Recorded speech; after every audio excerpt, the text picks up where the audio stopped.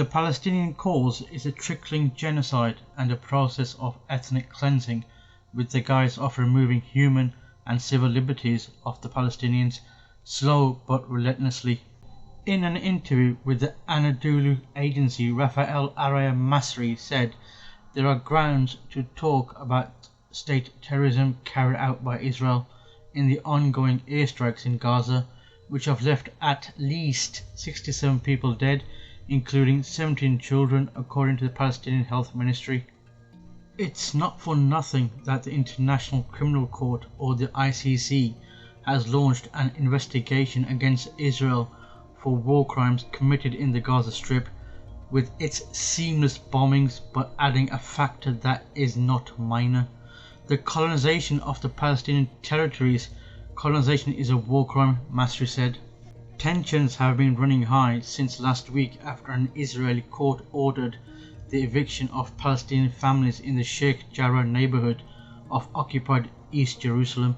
This process of dispossession, basically in the holy city of Jerusalem, which Israel has declared its unique and indivisible capital, means what we say, the erasure of all human, graphic, written and cultural traces of a community who has lived there for many centuries. The Israeli attacks come as Palestinian protesters demand an end to the forced displacement of families from their homes in occupied East Jerusalem to make way for illegal settlers. So this is the violent continuation through state terrorism of a process that seeks the expulsion of the Palestinians from the eastern part of Jerusalem, which is destined to be the future capital of the Palestinian state, he said. According to Masri, the Israeli government sends civilians, settlers, to bait and insult Palestinians before sending in the army to evict them from their homes. It is fascist to use the civilian population as a tool of a state policy to expel inhabitants. That is the tragic part of the story. The state succeeds in getting a civilian population to enter into a fascistic project. Besides the evictions in the Sheikh Jarrah neighborhood of East Jerusalem, during the Muslim holy month of Ramadan, Israeli occupation forces also stormed al-Aqsa Mosque on numerous occasions and shot and abused Palestinian worshippers as they prayed the nightly Ramadan prayers inside the third holy site in Islam, something that has escalated the violence. Regarding a possible intifada, Masri said, Palestinian deaths in Israeli bombings in Gaza are normal. It always happens. It seems like a conflict without a solution. How do people in the Gaza Strip, which is the world's largest open-air prison, compete against the fourth or the fifth strongest military power on the planet?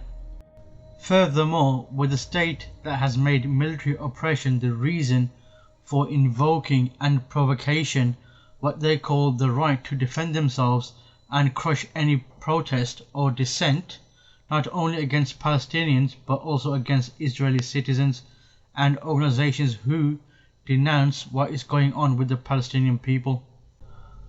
Although Israel, using its propaganda machine, adamantly claims that Hamas has launched rocket missiles into Israeli territories, killing many citizens and soldiers, Israel sees itself as defending itself, but Israel fails to accept that they have been hiding behind this murderous campaign for over 80 years since the start of this conflict, whereas the Palestinians have suffered greatly in this war on ethnic cleansing whilst committing genocide and targeted executions. It is evidently clear that Israel is the initial provocateur of this conflict, supported by its allies and institutions in furtherance of their war and war crimes committed against the Palestinian people. Israel is a terrorist state. On the other side of the world, all but two Latin American countries recognize Palestine, Mexico and Panama. So as a Palestinian representative in the region, Masri said the work of COPLAC, the Confederation of Palestinian Latin American and Caribbean People, is to raise awareness and gather the greatest possible support for Palestine to achieve its independence.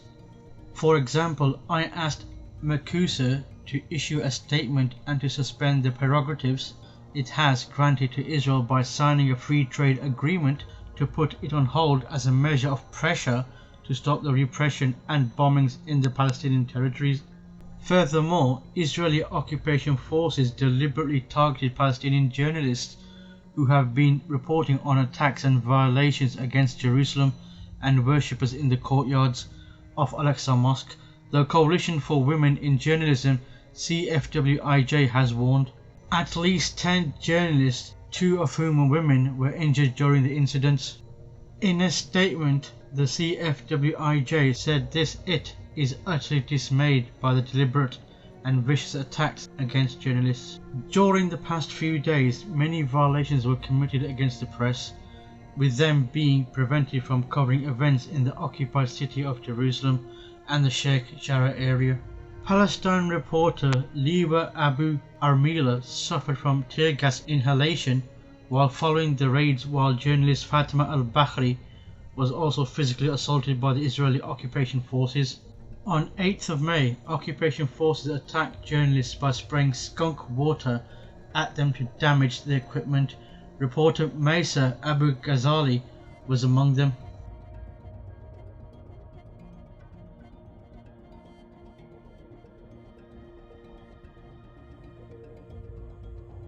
Yet within the midst of all the violence and chaos, a rather subtle yet devious narrative arises from Israel and its ally, the United Arab Emirates. However, what seemingly appears unfitting is the support and response emitting from the Emirati regime and its civilian patrons. Despite a rather invisible hand and quietist approach within the Palestinian question, the UAE's proactive in disinformation network and its blind support of Israel's selective storytelling tells a lot about its extended strategy in Palestine. Terrorists, rioters, ungrateful and stupid. This is a language used by UAE influencers tweeting and speaking with a license from the UAE government to assess and describe the events in Jerusalem, posing curiously close to that employed for decades by Israel's right-wing peace rejectionists and official PR machines. The narratives utilized within Israeli media circles center on 4 intersecting pillars: the inability to explain the conflict because of its complexity, the argument of self-defense against fanatic jihadi Hamas fighters, the labeling of opposition and critique as anti-Semitic, and the radicalization of Palestinian protests. These narratives, despite their curation for Western consumption, have been echoed by UAE disinformation operations, particularly on platforms like Twitter, with the aim of curating an image of a reckless, violent and dangerous Palestinian. These work towards normalizing and opening a platform for public opinion to accept the recent ties with the rational Israeli who take peace more seriously. To speak with Mohammed al-Kurd, writer and poet in occupied Palestine, who is organizing to save his family's home in the Sheikh Jarrah neighborhood of Jerusalem. Mohammed, we spoke to you Monday. Describe what happened next. Hi, Amy. Good to be back. Yeah, I was standing in my neighborhood at night, and Israeli forces, while they were violently dispersing and suppressing the protesters and assaulting them and beating them, landed on me. And although they know that I live in the neighborhood, although they know my face, they forcibly took me out of the neighborhood. I would want to mention also that this has happened to me before in the same day in the morning, but there was no cameras to capture it. This is, I'm unsure if this was targeted or not, or if this is because of what I said on national television. What I do know is that Palestinians are targeted constantly by Israeli violence, be they outspoken or not. So for my Palestinian siblings, our silence will not protect us. We should all be speaking out against Israeli atrocities. Where were they taking you? They were taking you out of your home. I mean, there's this other viral video of your twin sister who is telling a Jewish settler to leave your home. Where were these Israeli soldiers that we are showing now taking you? They just threw me in the street and told me that I couldn't come back into the neighborhood. And they've done this many times to us. Many of my family members, many of my neighbors, they do this routinely.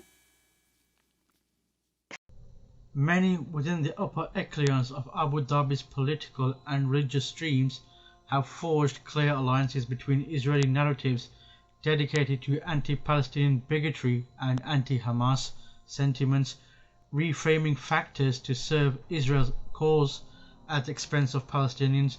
Dr. Wasim Youssef, for example, a preacher known for his close ties with the de facto ruler of the Emirates, Mohammed bin Zayed, accuses Hamas of making Gaza a cemetery for innocents and children. He alludes to the irony of Hamas firing rockets yet crying and shouting for Arabs when Israeli retaliation comes back. It is part of the disinformation campaign driven by the UAE targeting Middle East and North African countries to create the impression of popular discontentment with any forms of resistance, democracy and power to the people. Within this comes tactics of hashtag laundering to further specific geopolitical agenda.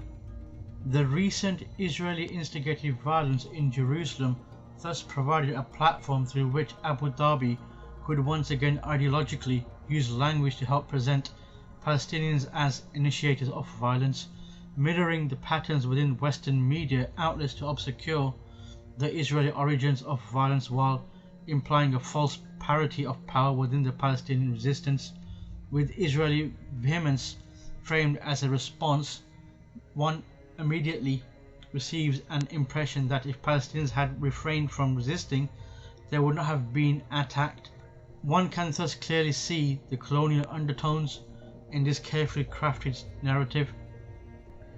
This deductive reasoning and the reframing of events established the terror in Gaza as a direct result of supporting Hamas and the disease of the Muslim Brotherhood, taking Israeli violence right out of the picture.